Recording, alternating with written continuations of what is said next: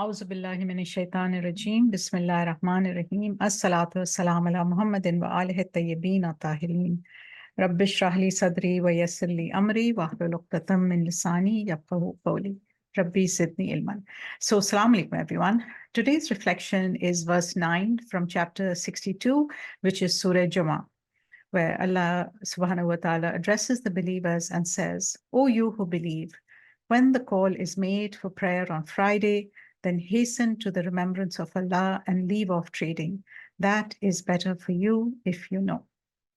So 4 very important points are made in this verse. First of all, when the call for Friday congregational prayer is made, this is what is being referred to here, rush to attend to it.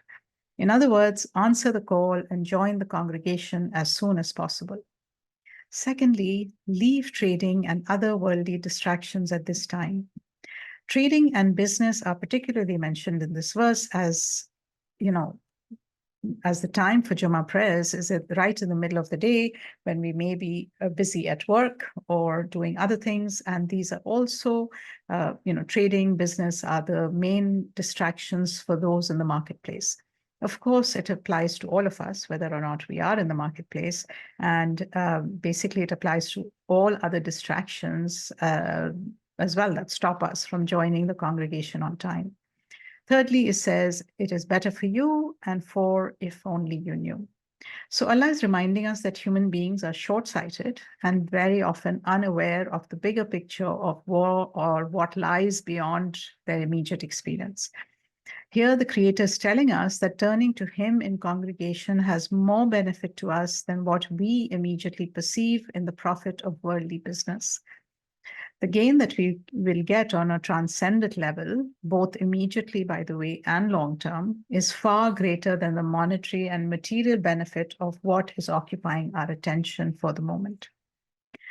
Now, due to the evolution of our knowledge about mindfulness, and we know that pausing, redirecting our attention to something bigger than us, connecting to transcendent values, and doing so as a collective, has so many multiple benefits on an emotional, psychological, even physical level. We have many, many scientific studies to prove this.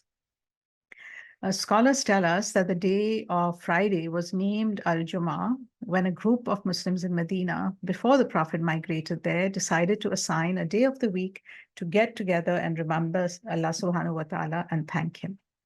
The first congregational prayers were held at Masjid Quba outside of Medina by the Holy Prophet ﷺ when he did migrate from Makkah.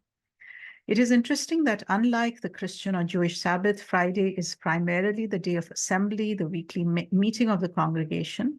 And it is not a day of rest as such, and not a day when we are not allowed to engage in worldly matters or when we don't attend to business.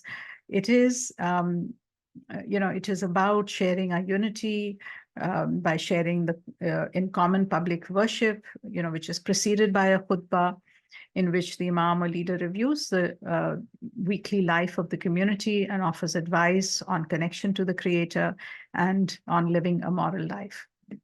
So the Friday congregation, while its primary purpose is worship, is very important in the social structure of Muslims and the interaction of and well-being of the Muslim Ummah, and fits in with the gradations of social contact for Muslims with each other in this way.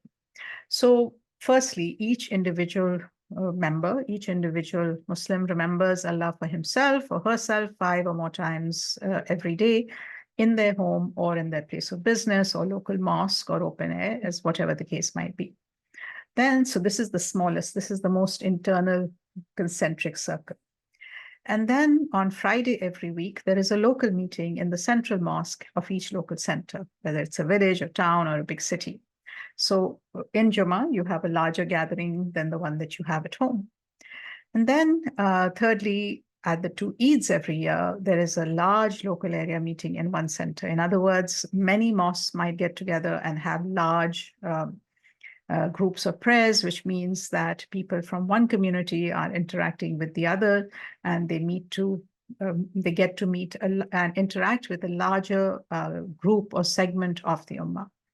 And then the largest kind of concentric circle is that at least once in a lifetime, where possible, a Muslim shares in the vast international meeting of the Ummah at the pilgrimage, which is called Hajj. Now, by meeting in these expanding kind of concentric circles, the Muslim expands his contact with other believers, finds out what ails the Ummah, and gets introduced to the diversity within the faith, which is very important. And this is what has been called a happy combination of decentralization and centralization, of individual liberty and collective meeting, of contact at various stages or grades. And of course, it is very important to remember that the Muslim Ummah is connected on a bigger spiritual level, whether they're in their home or in another home in the city, in the same time zone, because everyone at the same time is facing the same direction towards the Qibla, praying at the same time. If you're in the same time zone, many Muslims, even though they may be in their own homes, they are kind of connected in this kind of way, which is really beautiful. And so while we may be meeting in such small and larger congregations throughout our lives, and more so in the month of Ramadan, we need to remind ourselves that the spirit of such congregations is meant to nurture the spirit of unity, of brotherhood, of acceptance, of mutual consultation and collective understanding and action. When we take part in the congregation on Fridays or on Eid, for that matter, let us take with us this reminder. Again, that the path to God is inseparable from our connection with and our concern for the well-being of the Ummah. So when we meet in congregation, once the prayer is over, if we have this mindset that we need to meet and greet as many mu'mineen, as many believers as possible, to find out, to be curious about where they're from, what, and welcome them into our mosques. Very often we find that even in mosques, like in everywhere else, sometimes we have cliques, that people get together in small groups of people they know, and they have their set spaces within the mosque. And when somebody new comes, it is sometimes can be a very alienating experience if you seem to be the only one who is not belonging. It's so easy, right? Because when you're with friends, we want to catch up and we want to do this. And yet, being a part of the Ummah, if we could have this idea of welcoming people from other places of the world, change your spot, pray in other places, join other groups.